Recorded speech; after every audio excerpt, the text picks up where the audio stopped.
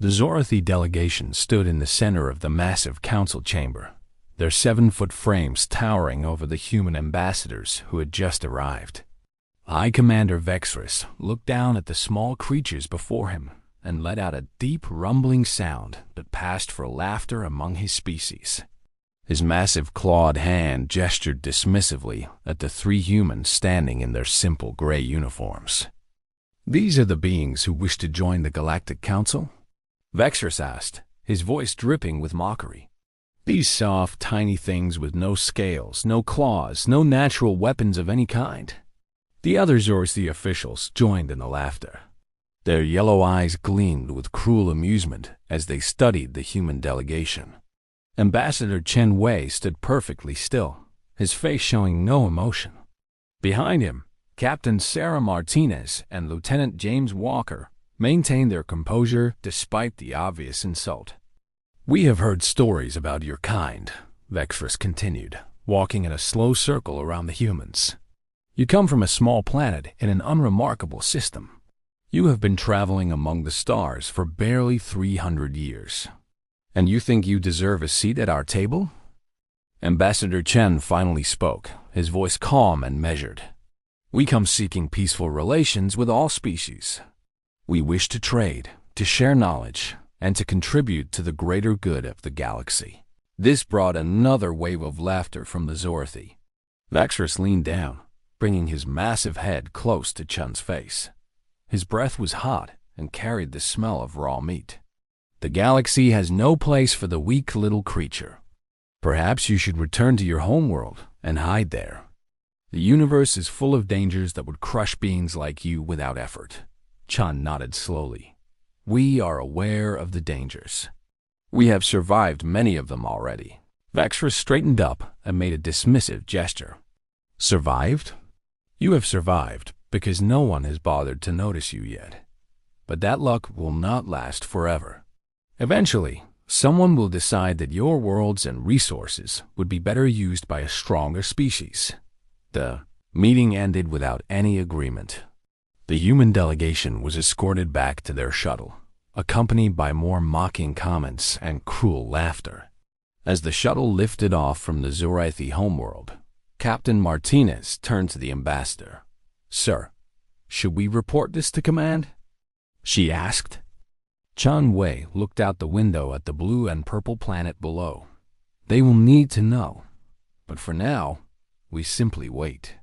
The Zorathi are not the first to underestimate us. They will not be the last." 6 months passed. The humans continued their diplomatic missions throughout the galaxy, meeting with dozens of different species. Some were friendly and curious. Others were hostile and dismissive like the Zorathi. But through it all, the human representatives remained patient and polite, gathering information, making notes, learning everything they could about the galactic community.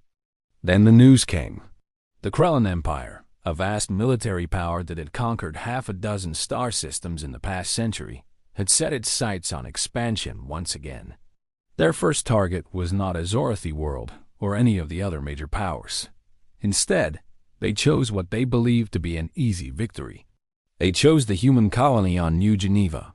The Krellin War Council studied the reports on humanity with great interest.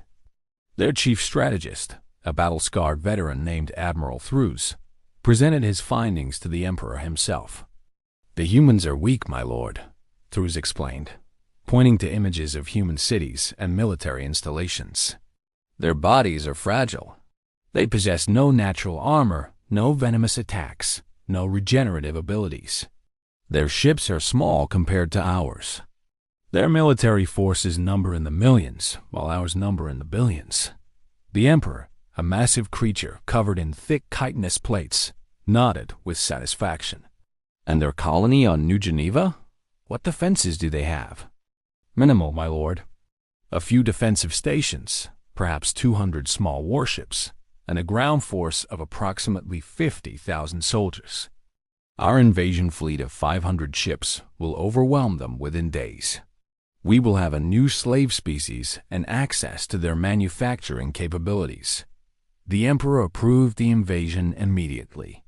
3 weeks later, The Krellin fleet emerged from faster-than-light travel in the New Geneva system. Admiral Thruves stood on the bridge of his flagship, watching the small blue-green planet grow larger on the view screen. "Begin scanning for enemy vessels," he ordered. "I want to know exactly what we are facing." The sensor officer worked at his console for several moments, then looked up with confusion on his face. "Admiral, I am detecting the human ships, but there appears to be some kind of interference. The readings are inconsistent." Thruves frowned. "What do you mean?" "The human ships. They are much larger than our intelligence suggested. And there are more of them. Many more." Before Thruves could respond, the view screen flickered. A human face appeared, belonging to a woman with short gray hair and hard eyes.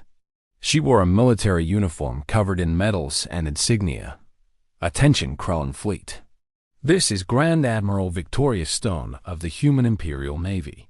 You have entered sovereign human territory with hostile intent. You will power down your weapons and prepare to be boarded for inspection. You have 60 seconds to comply. This is your only warning." Thruves laughed out loud. "This small creature thinks she can threaten the might of the Krellin Empire. Ignore her. All ships, advance and prepare for battle." The Krellin fleet moved forward, their weapons charging. Admiral Stone's image remained on the screen, her expression unchanged. She glanced at something off-screen and nodded.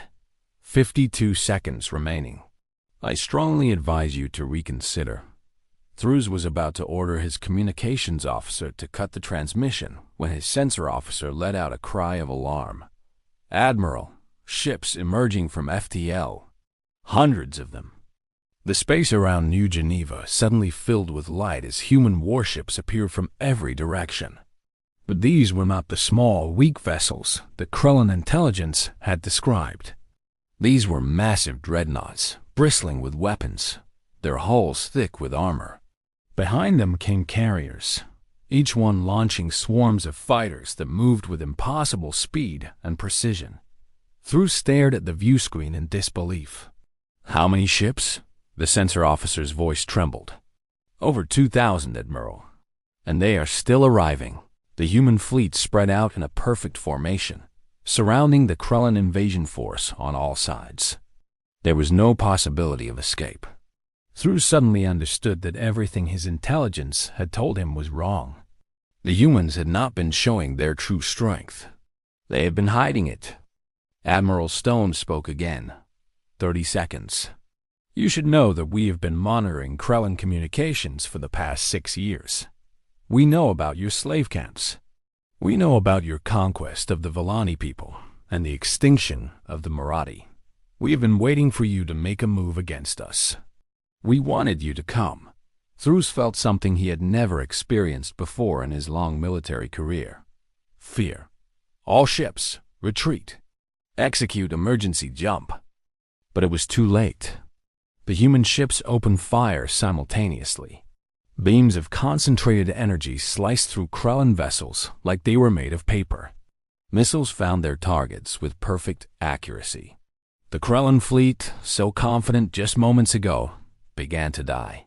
The battle lasted exactly 18 minutes. When it was over, not a single Krellin ship remained intact. Admiral Stone had given orders to capture escape pods, and thousands of Krellin soldiers were taken prisoner. But their fleet, their pride, their invasion force was nothing but debris floating in the void. News of the battle spread across the galaxy faster than any message had ever traveled before. The smaller species, those who had been living in fear of Krellin expansion, celebrated openly. The larger powers, including the Zorathi, sat in stunned silence as they reviewed the battle recordings.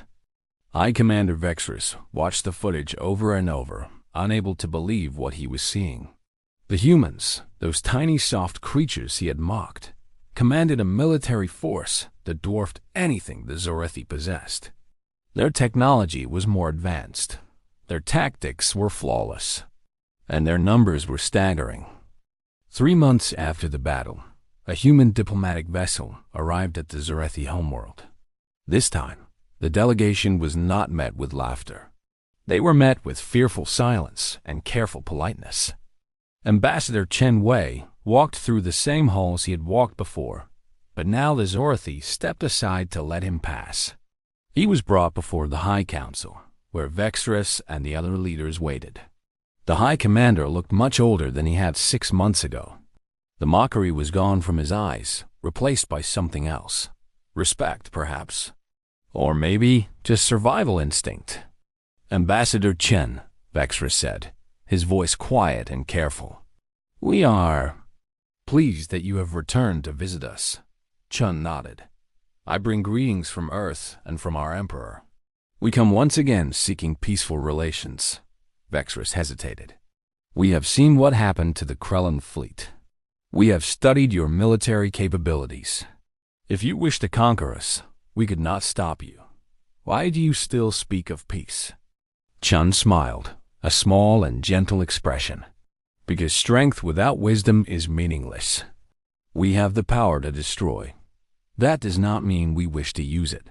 Humanity learned long ago, through centuries of war among ourselves, that true strength lies in building rather than breaking. The Zorathi leader was quiet for a long moment. Then why hide your power? Why let everyone in the galaxy believe you were weak? We did not hide our power, Chen replied. We simply did not feel the need to display it. The loud beast in the forest attracts hunters. The quiet one survives. You looked at our size and saw weakness. You saw our soft bodies and assumed we were fragile, but you never looked deeper. You never asked about our history, our struggles, our wars. If you had, you would have learned that humans have been fighting and surviving against impossible odds since we first walked upright on our homeworld. He stepped closer to the council table. We survived ice ages and plagues and famines. We split the atom and walked on our moon. We nearly destroyed ourselves a dozen times, but always found a way to continue. By the time we reached the stars, we had already conquered the greatest enemy any species can face, ourselves. Do you understand now? Our bodies may be small. Our lives may be short. But our will, our determination, our refusal to surrender, these things are infinite. Vexrus lowered his great head. We understand, Ambassador. And we apologize for our earlier behavior. Chen Wei shook his head. No apology is necessary. But perhaps next time you meet a new species, you will remember this lesson. Never judge strength by size alone. The smallest flame can start the greatest fire. The treaty between humanity and the Zorathi was signed that day. In the years that followed, more species joined the alliance. The Krellan Empire, stripped of its military might, was forced to free its slave populations and submit to galactic oversight. The humans, once mocked and dismissed, became the peacekeepers of the galaxy. And throughout it all, they never forgot where they came from. They never forgot the lessons of their bloody history. They remained humble and patient, even as their influence grew, because they knew better than anyone that true power was not measured in the size of your ships or the strength of your arms. It was measured in the wisdom to know when to use that power and when to stay your hand. The galaxy had laughed at humanity's size. The Imperial fleet had made them weep. But in the end, it was not conquest that defined the human legacy. It was the choice to extend a hand of friendship to those who had once looked down upon them. And that, perhaps, was the greatest victory of all.